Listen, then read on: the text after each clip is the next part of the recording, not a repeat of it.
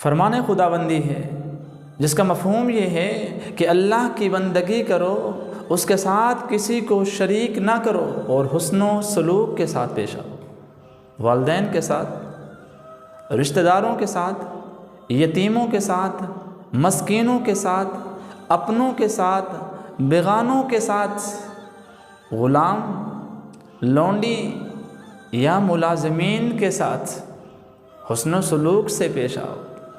اپنے مال پہ فخر نہ کرو، اپنی جائیداد پر فخر نہ کرو، اپنی ذات پر فخر نہ کرو۔ اللہ کے ہاں اللہ تعالیٰ کسی ایسے انسان کو پسند نہیں کرتے جو اپنے رنگ پر فخر کرتا ہو، اپنی زبان پر فخر کرتا ہو، اپنے وطن پر فخر کرتا ہو یا اپنی نسل پر فخر کرتا ہو۔ اللہ تو اس کو پسند کرتے ہیں، اللہ تو اس سے محبت کرتے ہیں جو دوسروں کے ساتھ محبت کرتا ہے۔ اسی طرح حضور علیہ السلام نے 3 دفعہ فرمایا وہ انسان مومن نہیں ہے، وہ انسان مومن نہیں ہے، وہ انسان مومن نہیں ہے۔ پوچھا گیا یا رسول اللہ کون شخص مومن نہیں ہے؟ حضور علیہ السلام نے فرمایا جس کا پڑوسی اس کی تکلیفوں سے محفوظ نہ ہو۔ حضرت عائشہ رضی اللہ تعالی عنہ بیان کرتے ہیں، جس کا مفہوم یہ ہے، وہ فرماتی ہیں رسول اللہ صلی اللہ علیہ وسلم کا فرمان ہے کہ جبرائیل علیہ السلام پڑوسی کے حقوق اس انداز سے بیان کر رہے تھے، پڑوسی کے حقوق اتنے زیادہ بیان کر رہے تھے، مجھے خیال ہوا کہیں ایسا نہ ہو کہ پڑوسی کو وراثت کا حقدار بنایا جائے۔ آج کیا ہوتا ہے؟ آج کیا دیکھنے کو ملتا ہے؟ آج ہم سمجھتے ہیں صرف نماز، صرف روزہ، صرف زکوٰۃ، صرف حج یہی دین ہے۔ نہیں بھائی، اللہ کے نبی کہہ رہے ہیں کہ جبرائیل علیہ السلام میرے سامنے پڑوسیوں کے ایسے حقوق بیان کر رہے تھے، مجھے خیال ہونے لگا کہیں ایسا نہ ہو کہ پڑوسیوں کو وراثت کے مال میں شریک کیا جائے۔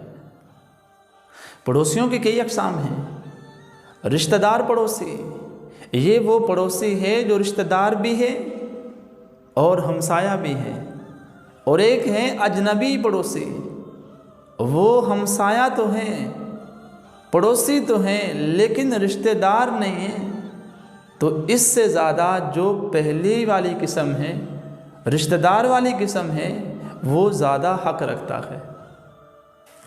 ایک پڑوسی ہوتا ہے ہم نشین یا پہلو کا ساتھی، جس کے ساتھ اٹھنا بیٹھنا ہو، جو آفس کا ساتھی ہو، ایک گھر یا عمارت میں رہنے والے ہوں، مختلف لوگ ایک دفتر میں، ایک آفس میں کام کرنے والے ہوں، ایک فیکٹری میں کام کرنے والے ہوں، ایک سکول میں، ایک کالج میں، ایک یونیورسٹی میں رہنے والے ہوں، ملنے جلنے والے جتنے بھی لوگ ہیں یہ سب پڑوسی کے حکم میں آتے ہیں۔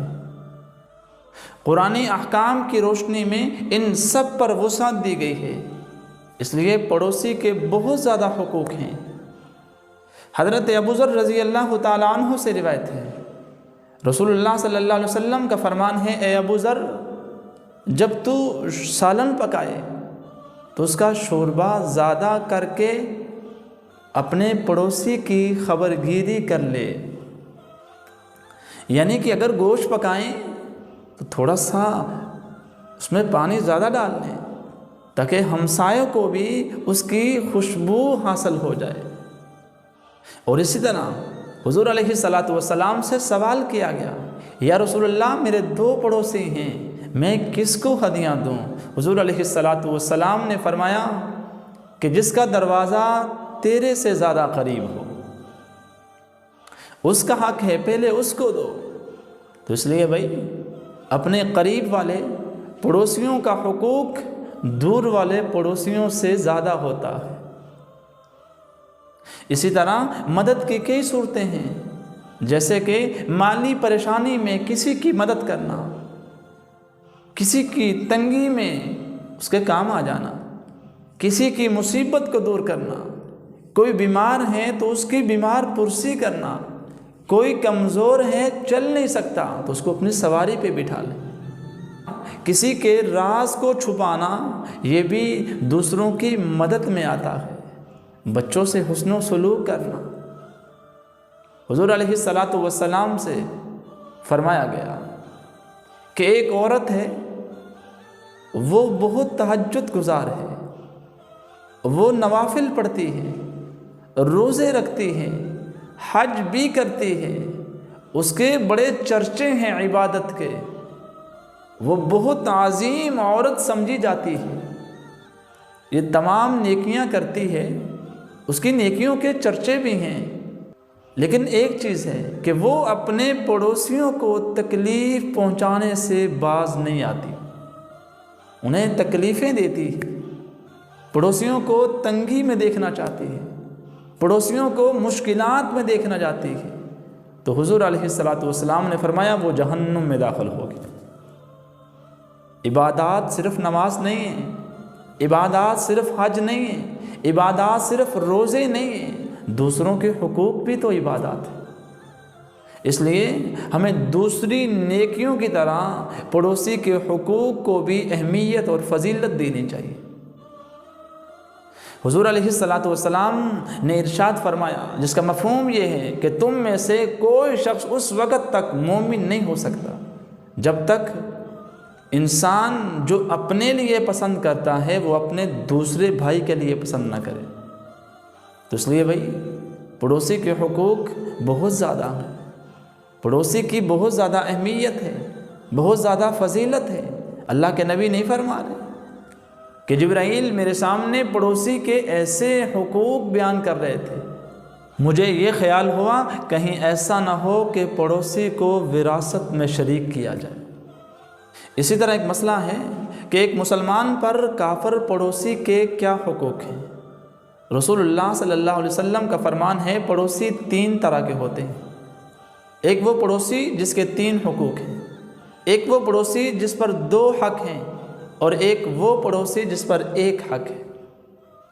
جس پر 3 حقوق ہیں وہ رشتہ دار بھی ہو، پڑوسی بھی ہو اور مسلمان بھی ہو۔